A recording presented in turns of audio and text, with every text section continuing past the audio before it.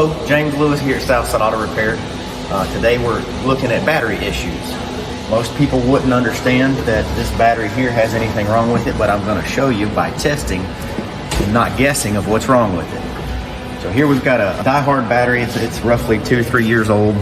You can see there's no real corrosion or anything on the terminals themselves, so most people would say there's nothing wrong here. But you can also see that there is some battery acid that's actually leaking on the outside. I'm going to take a power probe here and show you the voltage readings across the battery. So here we have 0, and then when we come over to the wet spots, we actually have a power draw, 3.3 volts across this battery. So the only thing that really needs to be done with this battery is actually cleaned off and serviced.